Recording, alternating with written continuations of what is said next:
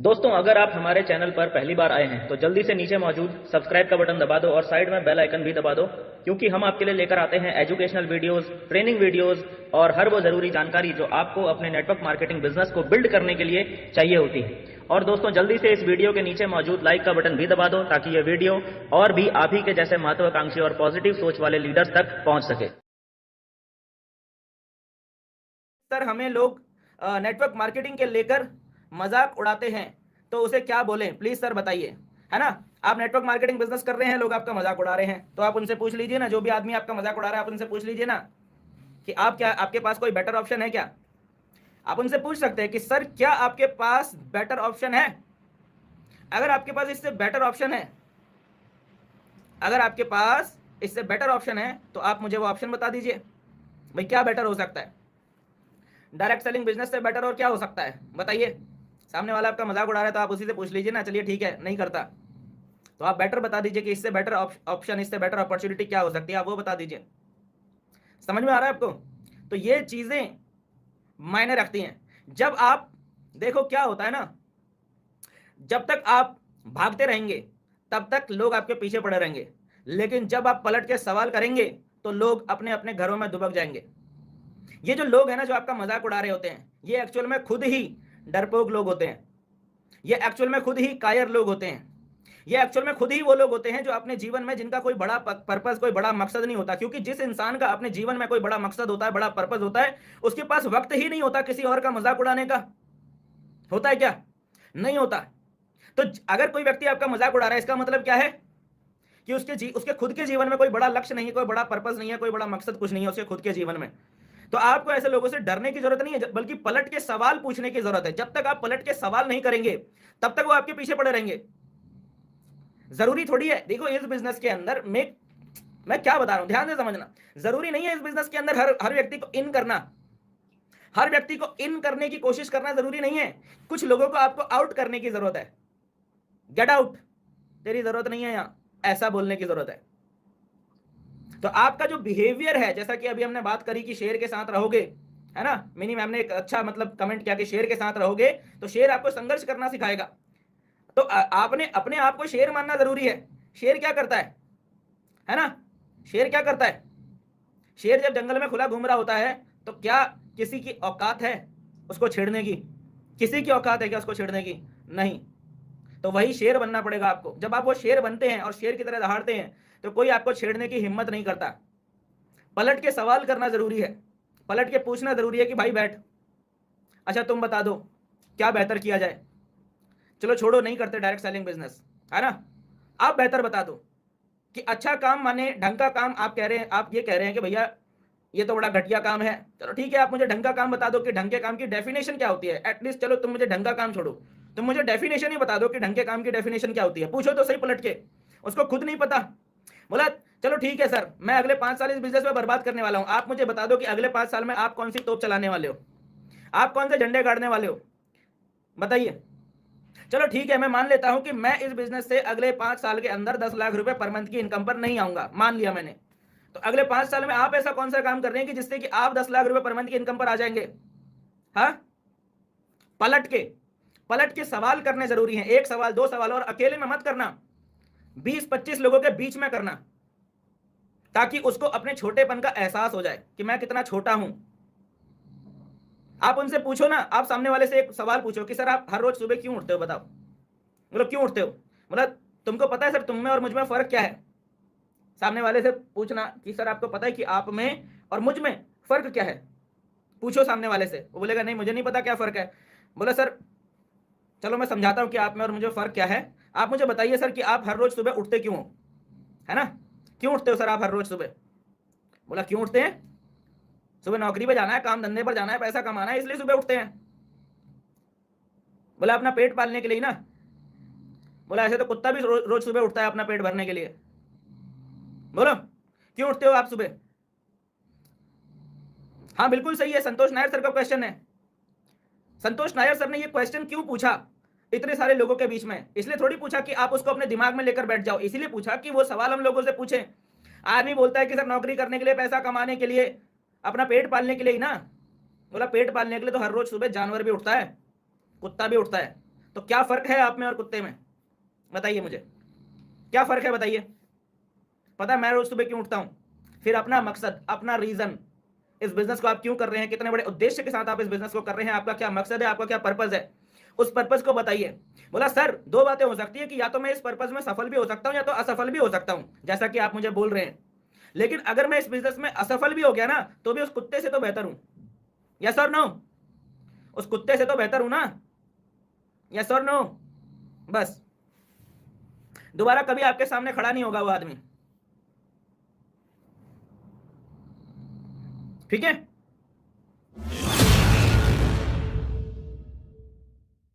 Sir कुछ लोग बोलते हैं कि तुझे अच्छे से ढंग का काम ही नहीं मिला जो तूने नेटवर्क मार्केटिंग करने लग गया, ये कोई काम है? इस ऑब्जेक्शन को कैसे हैंडल किया जाए?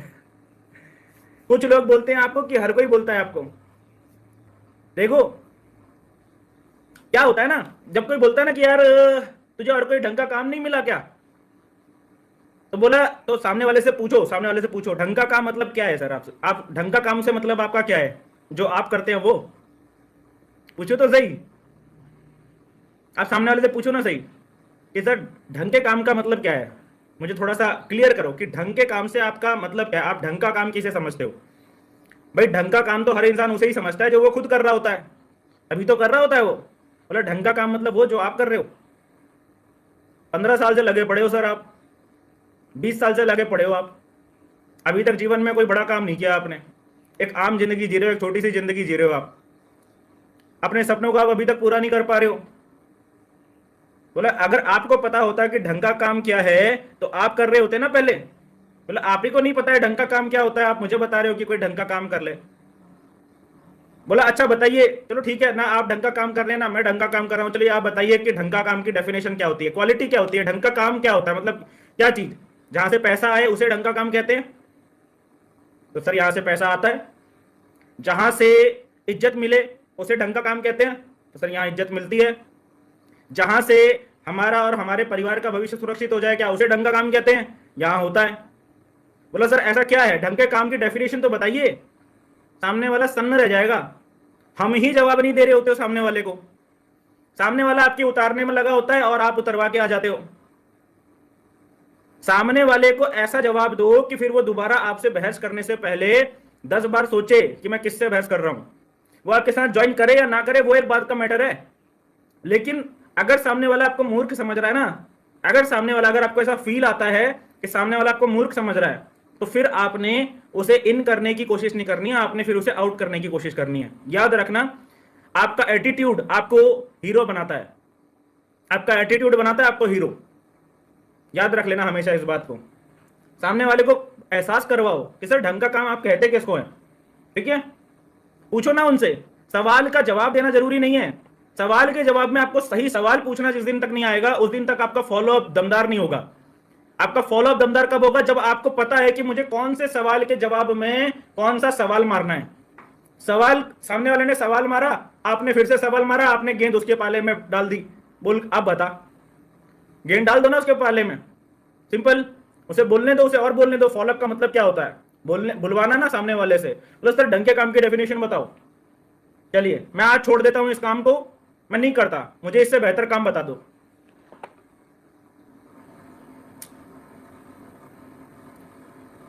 सर लोग बोलते हैं कि सर ये तो चेन सिस्टम है, तो क्या बोले, तो उनसे बोलो ना सर कि सही बात तो है चेन सिस्टम है, दिक्कत क्या है?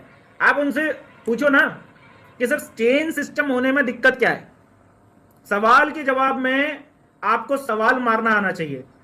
अगर आपने नेटवर्क मार्केटिंग के अंदर प्रैक्टिस कर ली थोड़ा सा, और प्रैक्टिस करके आपने ये अंडरस्टैंडिंग पैदा कर ली कि कब कौन से सवाल के जवाब में कौन सा सवाल मारना है, तो आप फॉलोअप में एक्सपर्ट बन जाएंगे, फॉलोअप में आप एक तुर्रम खान लीडर बन जाएंगे, ठीक है? तो आपको सवाल के जवाब में कभी भी ये बात ध्यान रखिए कि जवाब देने की जल्दबाजी मत रखिए। पहले सवाल के जवाब में एक बार सामने वाले को तोल कर देखिए कि ये अपने सवाल के प्रति गंभीर भी है या खाली हवा में सट्टेबाजी कर रहा है। तो जब सामने वाला कहता है कि सर ये तो चेन सिस्टम है, तो आप सामने वाले से पूछिए कि सर चेन सिस्टम होने में बुराई क्या है, क्या चेन सिस्टम इलीगल होता है? सर आप मुझे बताइए कि सर चेन सिस्टम आप किसे चेन सिस्टम कहते हैं, चलिए मुझे बताइए, आप पूछिए उनसे ना। पूछो उनसे कि सर आप चेन सिस्टम कहते किसको, पहले बताओ तो सही। क्योंकि जहां से मैं इस दुनिया को देख रहा हूं, जो मेरा पॉइंट ऑफ व्यू है इस दुनिया को देखने का, मुझे तो इस दुनिया में हर जगह चेन ही चेन दिखाई दे रही है। बोला इवन आपका जो नाम है ना सर, और मेरा जो नाम है वो भी एक चेन के थ्रू आया है। हमारे नाम में जो हमारे जो टाइटल लगा हुआ है ना, वो भी एक चेन से जुड़े होने का सिग्नल है ना। जोशी लिखा हुआ है ना मेरे नाम के पीछे, तो क्योंकि मैं किसी चेन से जुड़ा हुआ हूं, उस चेन से जुड़े होने का सिग्नल है। तो आदमी तो पैदा होते ही चेन से जुड़ा होता है। ठीक है, अभी ट्रेडिशनल वर्ल्ड में आ जाएं तो सर आप जो साबुन यूज कर रहे हैं सर, आप घर में बना रहे हैं सर, वो साबुन घर में बनता है सर आपके। आप जो टूथपेस्ट वापरते हैं, वो टूथपेस्ट क्या आपके घर में बनता है सर? वो भी तो, या आप सीधा फैक्ट्री से उठाकर ला रहे हो सकता है कि आप घर में ना बनाते हो, फैक्ट्री आपके बगल में हो, घर के बगल में, फैक्ट्री से ला रहे हो सर उठा के। कहां से ला रहे हो सर? बोला सर रिटेलर से। रिटेलर बनाता है सर अपने घर में? नहीं सर, रिटेलर थोड़ी बनाएगा। वो क्यों बनाएगा? वो तो सर होलसेलर से उठा के लाएगा ना। तो सर होलसेलर बनाता होगा फिर अपने घर में? नहीं, वो होलसेलर क्यों बनाएगा भाई? होलसेलर के पास इतना पैसा कहां से है कि इतनी फैक्ट्री लगाएगा और इतने सारे प्रोडक्ट्स की फैक्ट्री लगाएगा? वो नेशनल लेवल के डिस्ट्रीब्यूटर से उठाकर लेकर आता है। तो सर क्या आपको वहां पर चेन नहीं दिखाई देती?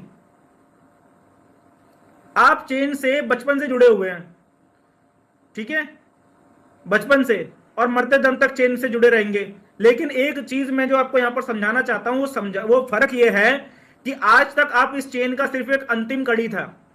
क्या थे आप? अंतिम कड़ी थे। आप इस चेन में सबसे निचले स्तर पर थे, ठीक है। इस चेन में जितने भी लोग पैसा कमा रहे हैं, इस चेन में सारे लोग पैसा कमा रहे हैं ना। रिटेलर भी पैसा बना रहा है, होलसेलर भी पैसा बना रहा है, नेशनल लेवल का डिस्ट्रीब्यूटर भी पैसा बना रहा है, ये फैक्ट्री का मालिक भी पैसा बना रहा है, ये प्रोडक्ट का एडवर्टाइजमेंट करने वाला भी पैसा बना रहा है।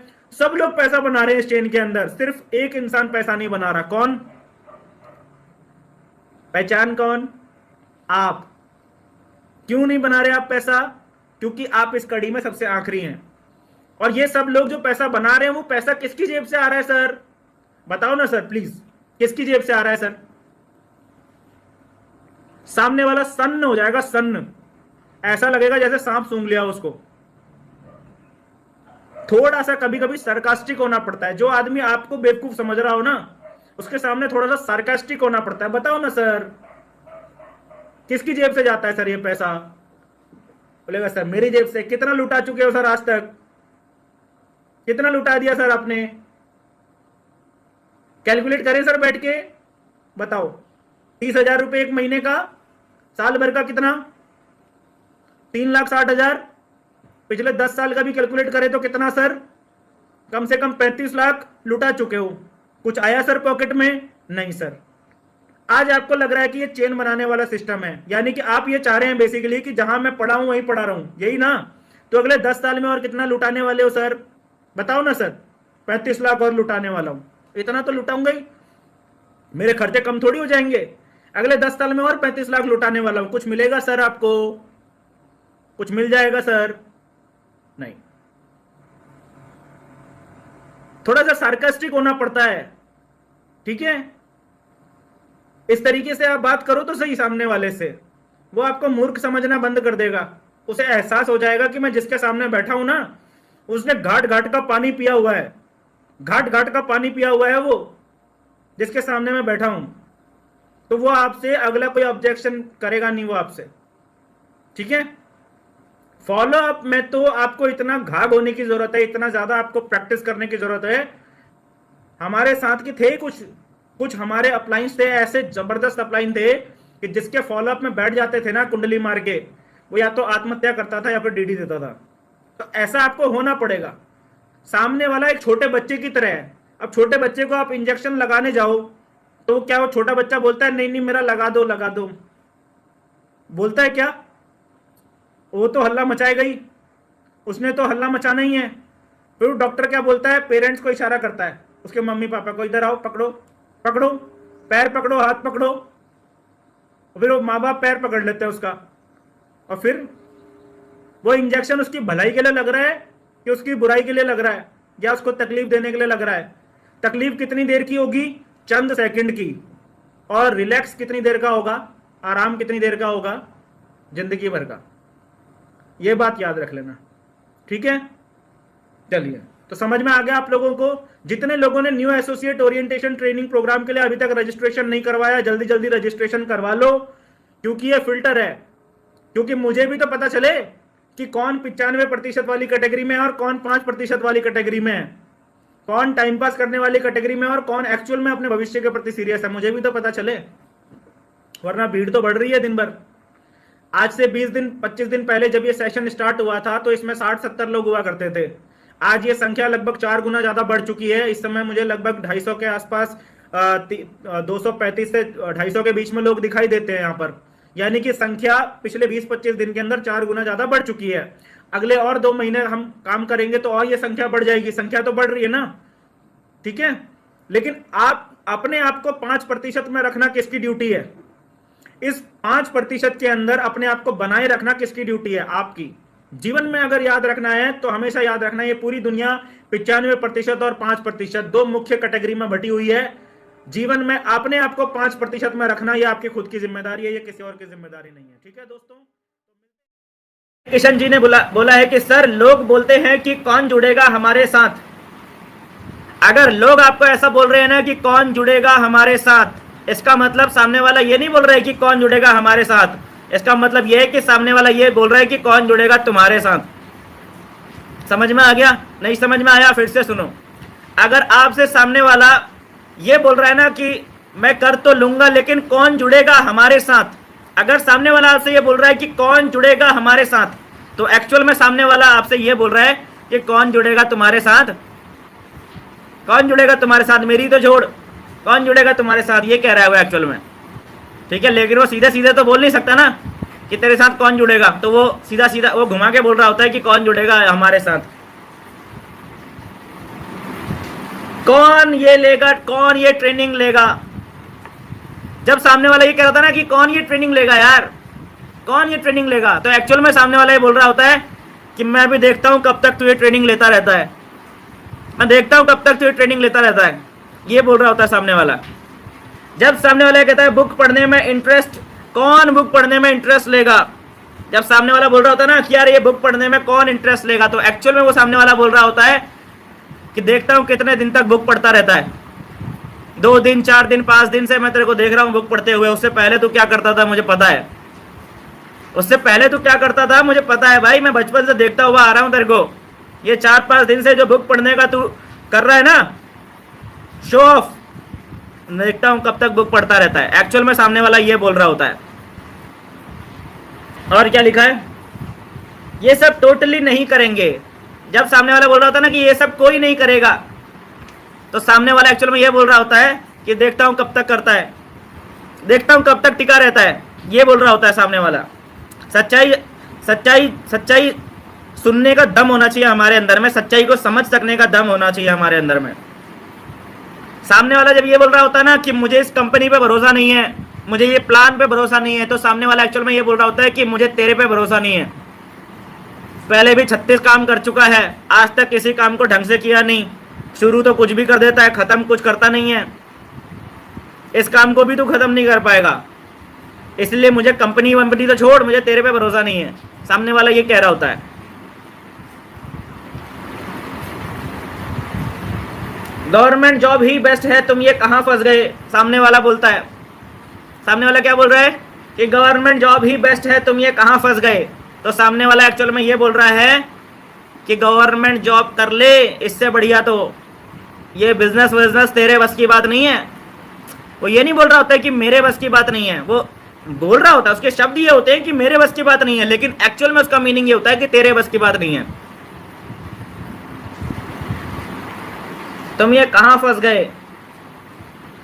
जब सामने वाला कहता है, देखो ठीक है, ये सारी बातों का रियल मीनिंग समझ में आ गया ना आपको कि इसका मीनिंग क्या होता है। अब जब सामने वाला कह रहा है कि यार गवर्नमेंट जॉब बेस्ट है, तो आप पूछो ना सामने वाले से क्यों बेस्ट है, भाई बता तो सही क्यों बेस्ट है, ऐसे कौन से हीरे मोती जड़े हुए हैं, बता तो सही क्यों बेस्ट है, पूछना, पूछोगे तभी तो जवाब मिलेगा। आप हम पूछते ही नहीं है, सामने वाला बोलता है गवर्नमेंट जॉब बेस्ट है और हम चुपचाप मुंडी हिला के चले आते हैं, हाँ हाँ भाई बेस्ट है, पूछो तो सही क्यों बेस्ट है। अरे जब सामने वाला तुम्हें और तुम्हारे प्रोफेशन को डाउन करने की कोशिश कर रहा है, तो फिर तुम चुप कैसे हो सकते हो? जब सामने वाला तुम्हारे प्रोफेशन को डाउन करने की कोशिश कर रहा है, जब सामने वाला तुम्हारे प्रोफेशन को फंसाने वाला काम बोल रहा है, आपके मुंह के सामने बोल रहा है, तो फिर आप चुप कैसे हो सकते हो? कोई आत्मसम्मान, कोई सेल्फ रेस्पेक्ट है कि नहीं है? पूछो सामने वाले से, भाई कैसे गवर्नमेंट जॉब बेस्ट है, बता। गवर्नमेंट जॉब का हाईएस्ट पे आउट बता। लीगल वाला 1 नंबर का पैसा कितना कमा सकता है, बताना। गवर्नमेंट जॉब से हाईएस्ट बोलेगा 1.5 लाख। ओके, 1.5 लाख। मैं तुझे पता है कि जिस बिजनेस को मैं कर रहा हूं, इस बिजनेस में हाईएस्ट पे आउट कितना है? बोला कितना? बोल इसके आगे 2 जीरो और लगा ले। बोला इसके आगे 2 जीरो और लगा ले। और ये भी हाईएस्ट नहीं है, ये वो है कि जहां तक पहुंचेगा ही पहुंचेगा अगर ढंग से काम करेगा तो। चल ठीक है, पे आउट छोड़, पावर की बात कर लें, मतलब पावर की बात कर लेते हैं। अच्छा ये बता कि जिस भी गवर्नमेंट जॉब के लिए आज तू अप्लाई कर रहा है, इसमें तेरी पावर परमानेंट है या खाली सर्विस रहने तक है? तेरे पास जो ताकत आएगी ना, कुर्सी मिलेगी ना तेरे को, एक कुर्सी मिल जाएगी तेरे को, क्या बन जाएगा? डीएम बन जाएगा, एसडीएम बन जाएगा, क्या बन जाएगा? आर्मी में मेजर बन जाएगा, कर्नल बन जाएगा, पुलिस में आईपीएस ऑफिसर बन जाएगा, एसीपी बन जाएगा, कमिश्नर बन जाएगा। कुर्सी तो मिलेगी ना तेरे को। तो जो कुर्सी तेरे को मिलेगी, उस कुर्सी पे जो बैठने के बाद जो तेरे को पावर मिलेगी, वो परमानेंट है या टेम्परेरी है? बता भाई मुझे, परमानेंट है कि टेम्परेरी है? बोलेगा परमानेंट है भाई। हाँ परमानेंट है ना, तभी तक है जब तक वो कुर्सी तेरे पास है। कुर्सी की पावर परमानेंट है, लेकिन कुर्सी पर तू परमानेंट है क्या? पूछो ना उससे, पूछते क्यों नहीं हो? बोला कुर्सी की पावर परमानेंट है, मानता हूं दोस्त, लेकिन कुर्सी पर तू परमानेंट है क्या? बोला नहीं। माने कि अगले जिंदगी के आगे आगे आने वाले 4 से 5 साल जो तू एफर्ट लगाने वाला है, वो एक ऐसी कुर्सी के लिए लगाने वाला है जो तेरी है ही नहीं, जो तेरी कभी होगी नहीं, ऐसी कुर्सी के लिए। बोला तेरे को पता है नेटवर्क मार्केटिंग में क्या होता है? बोलो ना, खुल के बात क्यों नहीं करते हो? जब सामने वाला कहता है तो साबित क्यों नहीं करते हो? डरते किस बात से हो? किस बात से डरते हो मुझे बताओ ना। आप एक लीगल बिजनेस कर रहे हो, आप एक एथिकल बिजनेस कर रहे हो, आपको घमंड होना चाहिए अपने ऊपर, आपको अपने ऊपर प्राउड होना चाहिए, आपको अपने प्रोफेशन के ऊपर गर्व होना चाहिए। हम डर जाते हैं जब सामने वाला बोलता है कि भाई गवर्नमेंट जॉब ही बेस्ट है। आप उनको बताइए कि यहाँ पर ना पता है क्या होता है, यहाँ पर क्या होता है, शुरुआत में मेहनत लगती है। जैसे 4-5 साल किसी लेवल को अचीव करने में, गवर्नमेंट जॉब में किसी पद को हासिल करने में जैसे 3-4-5 साल मेहनत लगती है ना, ऐसे यहाँ पर भी 3-4-5 साल अपने बिजनेस को स्टेबल करने में, एक पद पे पहुंचने में, एक लेवल पे पहुंचने में लगती है। लेकिन जब एक बार आप उस लेवल पे पहुंच जाते हैं ना यहाँ, तो वो परमानेंट है, टेम्परेरी नहीं है कि वो खाली 15 साल के लिए है या 20 साल के लिए है, ऐसा नहीं है। मरते दम तक, मेरे जीवन की आखिरी सांस तक वो पद मेरे नाम पे रहेगा। जिस पद को मैं यहाँ से अचीव कर लूंगा ना, कंपनी का टॉप लेवल, तो पता है इस कंपनी का टॉप लेवल क्या है? फिर कंपनी का टॉप लेवल बताना उसको। देखो पता है कितनी डेकोरेटेड पोस्ट है ये, कितना डेकोरेटेड डेजिग्नेशन है ये। प्रोफाइल दिखाना आपकी कंपनी के किसी टॉप लीडर का, बोला ये है, दिस इज डेस्टिनी। फिर पूछना उस बंदे से कि भाई ये दोनों में से देख ले कि ये भी सफलता ही है। अगर आप कोई डीएम एसडीएम बन जाते हो तो ऐसा नहीं है कि वो सफलता नहीं है, सफलता वो भी है। और इस कंपनी का टॉप लेवल का जो है ये भी सफलता है, ठीक है। हर कोई डीएम भी नहीं बनेगा और हर कोई, हमारी कंपनी का जो टॉप लेवल है ना, वहां तक भी हर कोई नहीं पहुंचेगा। सिर्फ काबिल इंसान ही, जिस चीज के लिए आप एफर्ट लगा रहे हो ना आज की डेट में, डीएम एसडीएम या पुलिस कमिश्नर, जिस चीज के लिए भी आप एफर्ट लगा रहे हो, उस पद पे भी काबिल इंसान ही पहुंचता है। ऐसे ही जो हमारी कंपनी का जो टॉप लेवल है ना, इस पे भी काबिल इंसान ही पहुंचता है, ठीक है। तो काबिल इंसान के लिए ही है। दुनिया में जितनी भी सफलता के ऊंचाई वाले पायदान है वो सब काबिल लोगों के लिए ही है। लेकिन अपने आप को काबिल बनाने के बाद आपको कौन से पायदान पे चढ़ना है, ये आपका डिसीजन है।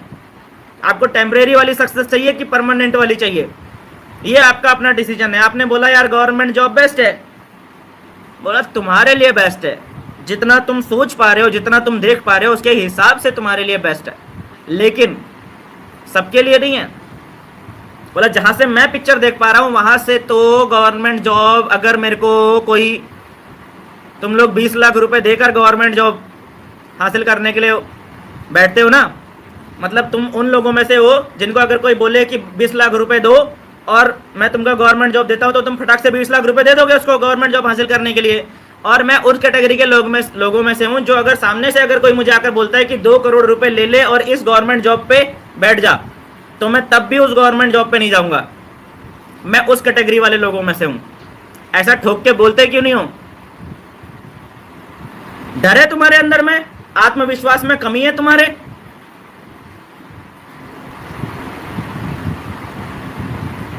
बोला मैं उस कैटेगरी में से हूं। तो ये जो तुमने स्टेटमेंट दिया ना कि गवर्नमेंट जॉब बेस्ट है, हाँ भाई तेरे लिए है, तेरे लिए है और तेरी जैसी सोच वाले लोगों के लिए है, हमारे जैसों के लिए नहीं है। पावर अपने बिजनेस की, अपने प्रोफेशन की ताकत दिखाओ तो सही।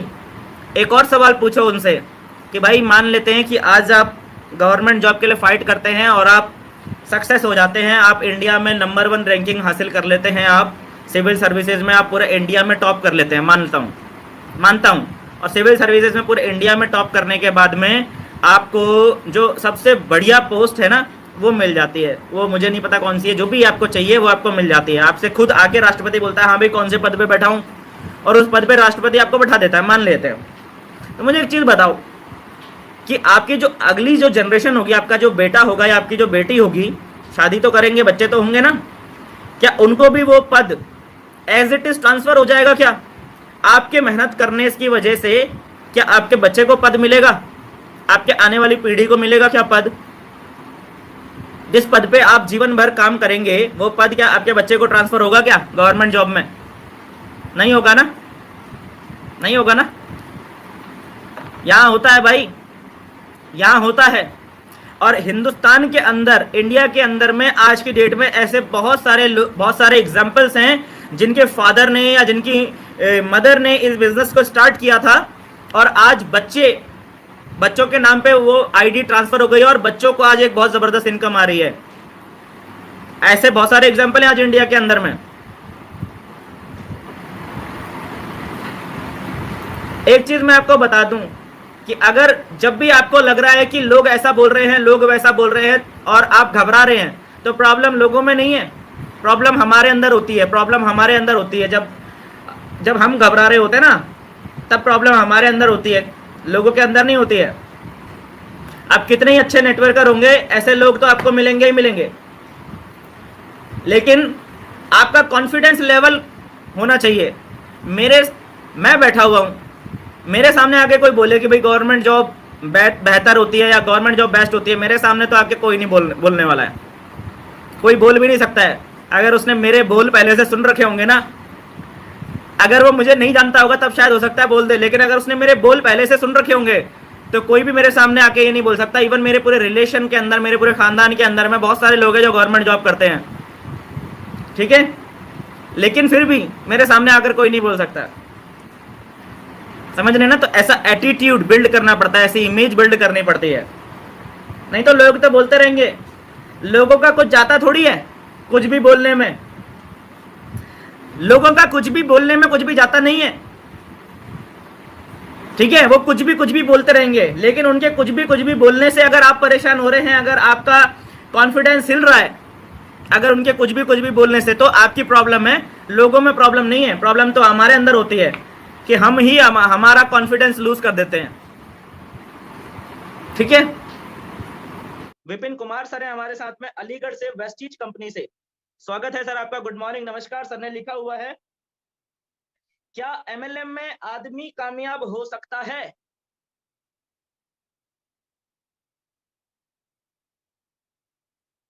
Good question.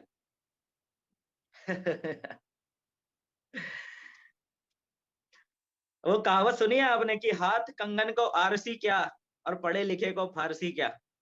सुनिए, हाथ कंगन को आरसी क्या, इसका मतलब समझते हैं? बहुत सारे लोग नहीं समझते होंगे, जिनका हिंदी से उतना लेना देना नहीं है, वो शायद इसका मतलब नहीं समझते होंगे कि हाथ कंगन को आरसी क्या। हाथ तो समझ में आ रहा है, कंगन भी समझ में आ रहा है। आरसी का मतलब होता है आईना। आईना माने शीशा, शीशा देखते ना बाल वाल बनाने के लिए, चेहरा देखने के लिए शीशा, उसको कहते हैं आरसी। तो कहा यह गया है कि हाथ के कंगन को देखने के लिए ना, हाथ के कंगन को ऐसे ऐसे देखने के लिए शीशे की जरूरत नहीं पड़ती, वो आप डायरेक्ट देख सकते हैं, यूं देख सकते हैं ना। यानी कि प्रत्यक्ष को, जो चीज प्रत्यक्ष वास्तविकता में हमारे सामने मौजूद है, उसको प्रमाण की जरूरत नहीं है, वो ऑलरेडी प्रमाणित है। तो आपका सवाल ये कि क्या एमएलएम में आदमी कामयाब हो सकता है? इतनी सारी सक्सेस स्टोरीज, इतने सारे लोग करोड़पति बन गए हैं, इतने सारे लोग लाखों रुपया महीना कमा रहे हैं, तब अगर आपकी तरफ से ये सवाल आता है कि क्या एमएलएम में आदमी कामयाब हो सकता है, तो ये सवाल सर समझ से परे है। जी हाँ, बिल्कुल हो सकता है, 100% हो सकता है, और ये बात प्रूव हो चुकी है।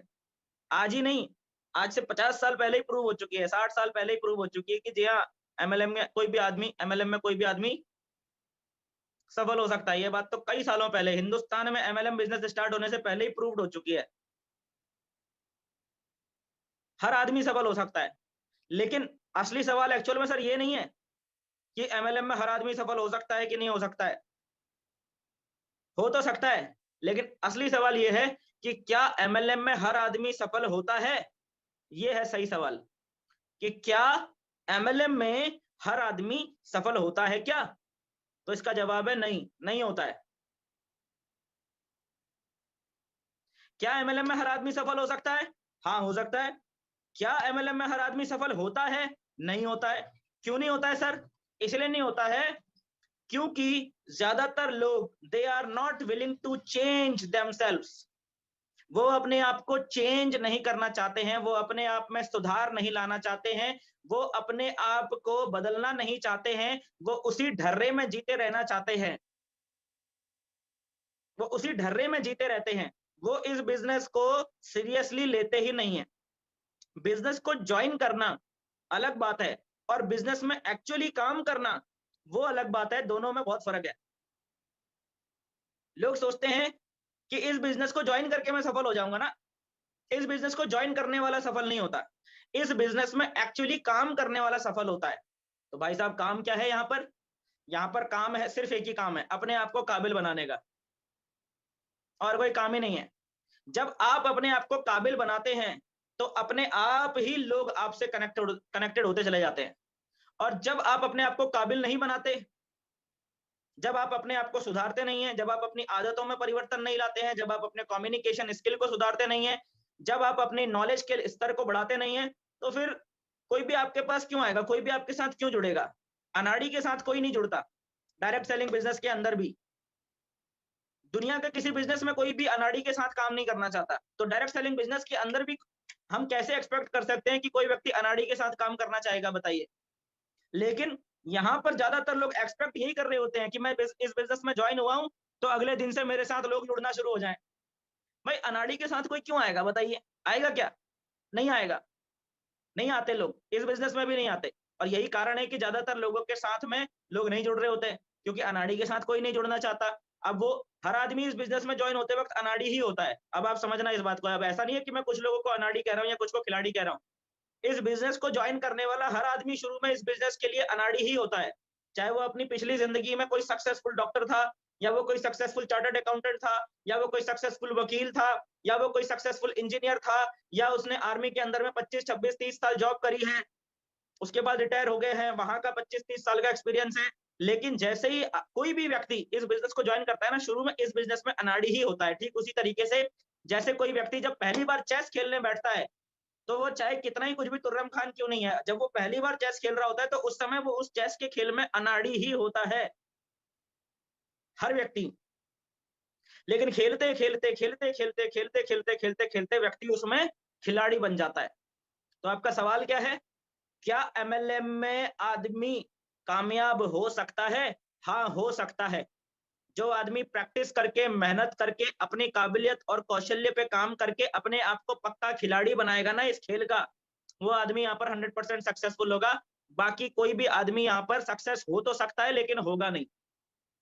ये है इसका जवाब। समझ में आ गया सर? चलिए, फिर चाहे वो कंपनी कोई भी हो, है ना। कंपनी से फर्क नहीं पड़ता। Company is like a playground. Company का मतलब वो एक प्लेग्राउंड है।